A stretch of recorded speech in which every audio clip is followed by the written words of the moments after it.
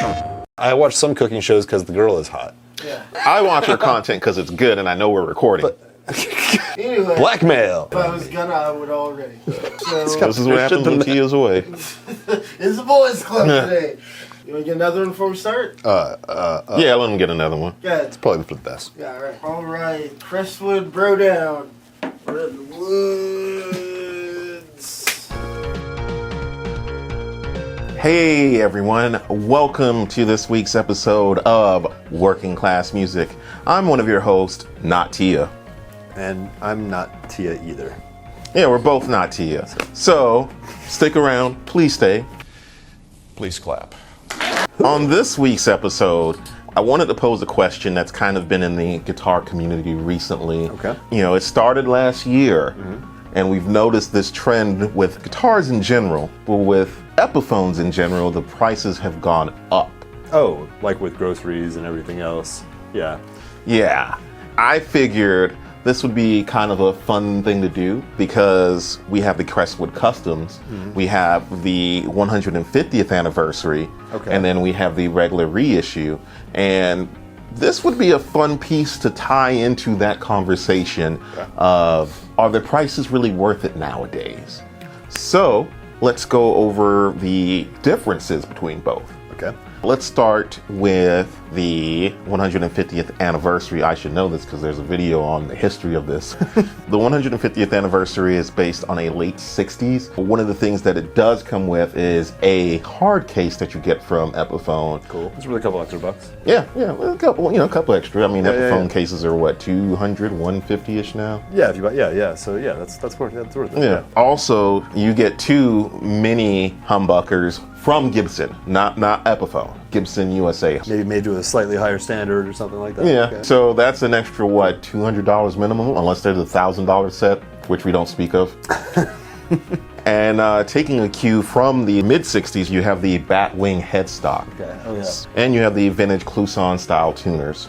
So there's that. With the regular reissue, it is a late 50s, early 60s. You still get the oval markers and the 3-on-3 headstock. The pickups, if I'm correct, are Epiphone proprietary. I'm not certain. I'd have to check that. Okay. I should know this because there's a video on the history of this. I should know this because there's a video on the history of this. I should know this. I should know this. Other than that, both of them have the tremotone vibrato system. I love the big wooden tailpiece there. Yeah, that's cool. It's so sick. Yeah, and the big difference too is obviously the pick guard and the elongated horn on the 150th anniversary. Yeah.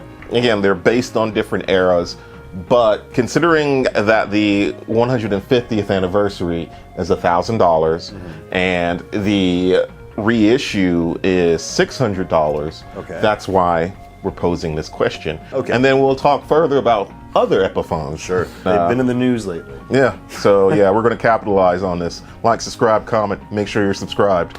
Yeah, please. Patreon. Yes. All right, so on to the sound.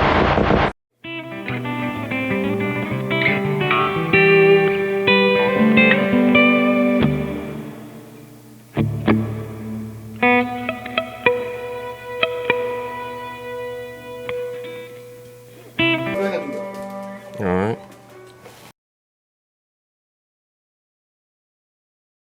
Yeah, I got it.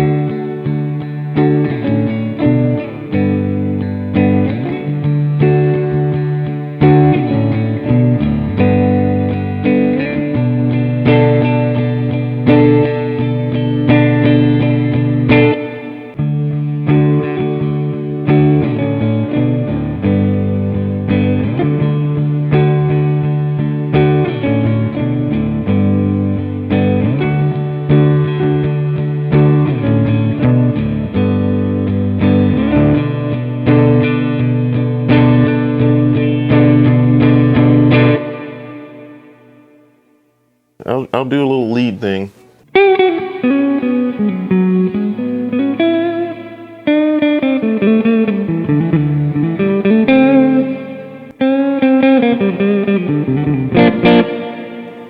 And then that's it. And I guess it's your go, Xander.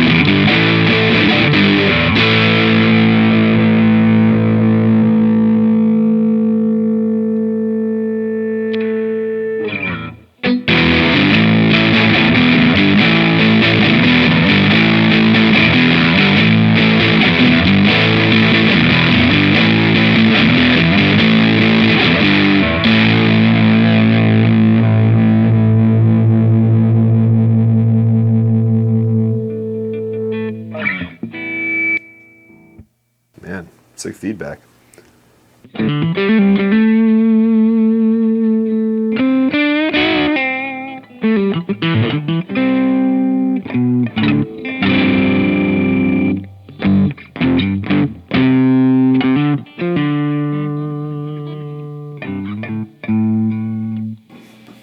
Yeah, dude, it's cool as hell.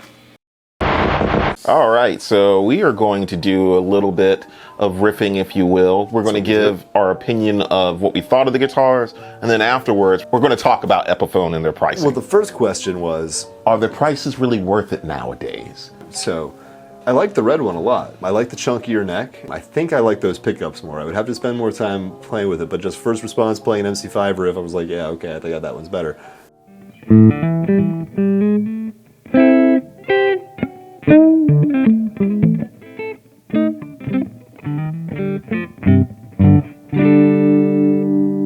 Maybe I just like the feedback more. I think that's honestly where this is coming from.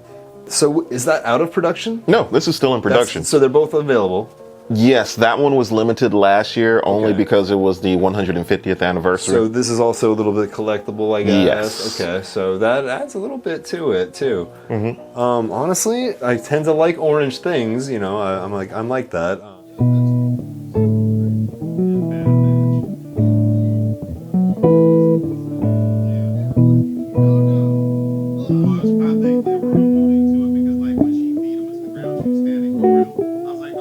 Oh, it comes with a case. It's a more fun color. It's limited edition. These things all add up as like a guitar nerd kind of guy. So I think, you know, if I had the money to spend on a brand new guitar, I kind of like that one a little bit better. But yeah, that's just my first impression. You know, I like to do so. I know you've played these a little bit more than Yes, I think I gravitate towards the 150th anniversary only because I will admit two things that I love that are my bread and butter that I do prefer. I prefer the aesthetics of that. I prefer that it's slightly offset adjacent with the slightly longer horn, and then you have the telly style, like This one has more Fender. yes. Yeah. So it has more Fender in its DNA, and I actually like the sound of the pickups more on that because to me they're brighter, and I like that. I would say with this one, I liked it. Do I think the price difference is justified?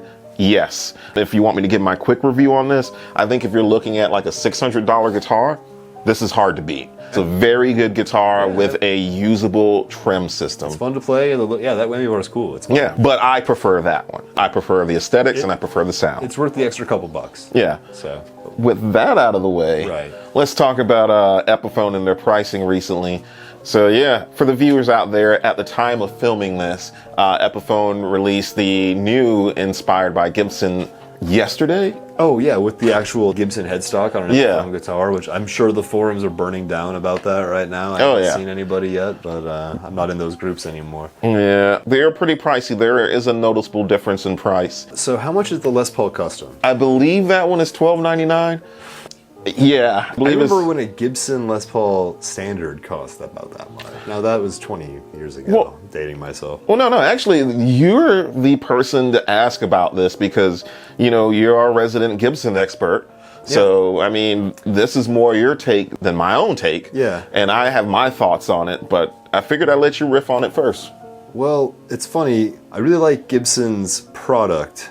Gibson as a company, there was a time when they were on Glassdoor, and they were like the lowest rated, whatever the harshest rating was, the worst place to work for in America. And that's always stuck with me. That was a long time ago, like 15, 20 years ago.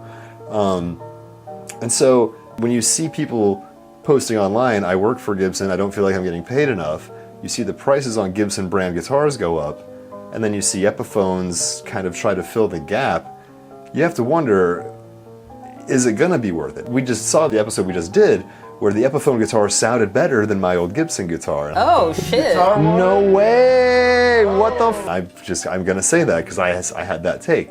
So, if the product is worth it, it's worth it. I've always felt that way. I've spent ridiculous amounts of money for guitars and amps and stuff, but I also have cheap guitars that I love to death. So I'd have to spend some time playing them to really understand and know. But it always comes down to individual guitars at the same time.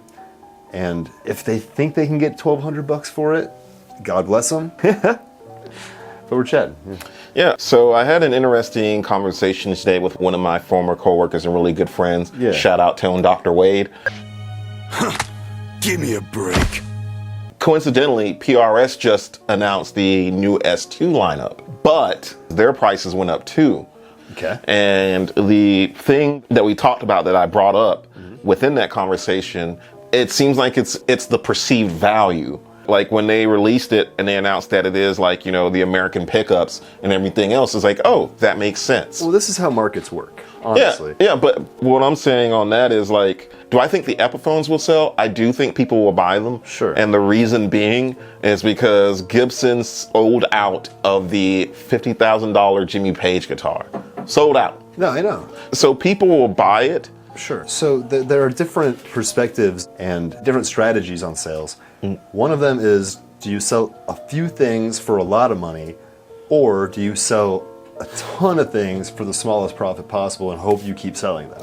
And with guitars, a lot of guitar players only have a handful of them. Well, I guess one thing I didn't point out in this conversation is, like PRS, they did upgrade the components. Yeah. However, I think the issue is I'm not going to say if there is one, because obviously in the guitar community, everybody's going to be like, well, I'm not paying that much for an Epiphone. Until they do, yeah. Yeah, Right. until they do, Yeah, in which you're going to pay that much for an Epiphone. Right. But I think the issue more so is just the branding, if you will, because people have this mindset of Epiphone is the inexpensive brand. So they're not going to spend X amount unless there's a reason to. Sure. For instance, with the 150th anniversaries, they're limited edition and all the accoutrements that they come with. But you are like the Squire guy. Yeah. Who doesn't care what it says on the headstock if the guitar is good enough. Yeah. You don't care where it was built. And I think that's where we're going to tie it up. If the guitar is good enough, people Right. will buy it. Like, Right.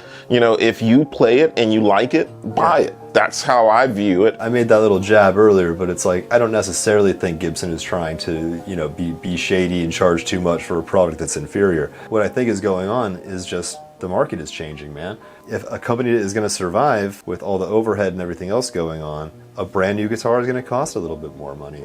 That doesn't mean a guitar costs more money. You can go get online, look at used guitars. You can find something killer for a couple of $100, maybe $300 total when you factor in shipping and everything. But if you want a Les Paul made the way a Les Paul is supposed to be made, because they'll sue you if you try to make one like theirs, the Epiphone's a good way to go.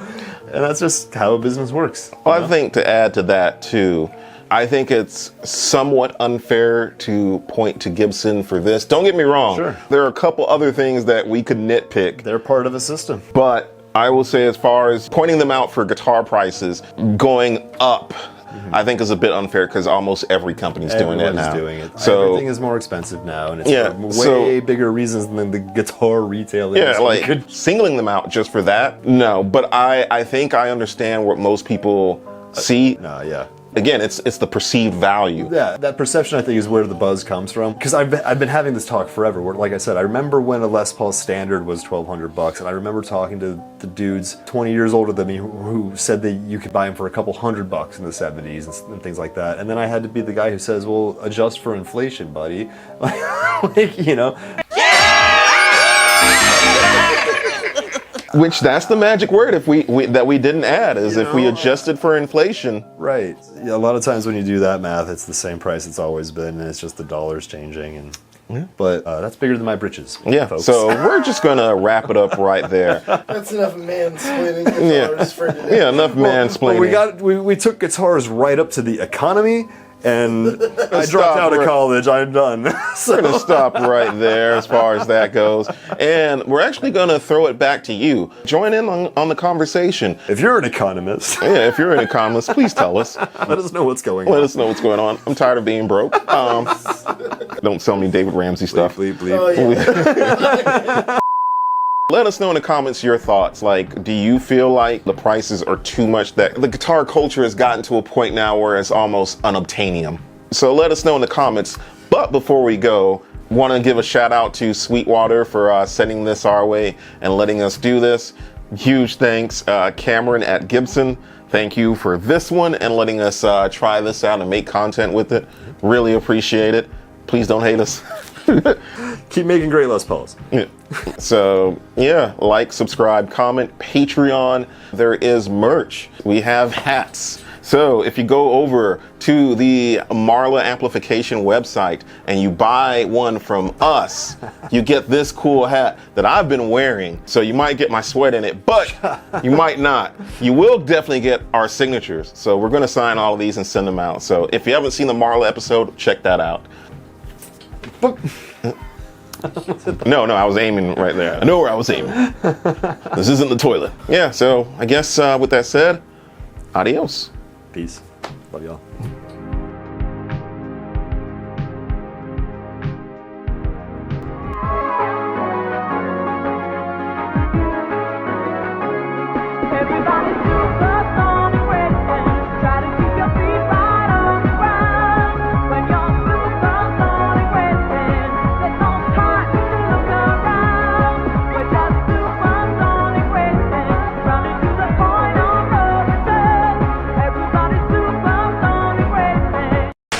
She said something that is like some of the best advice I've ever heard. I feel like I've been taking it for a long time, but I didn't have the language for it.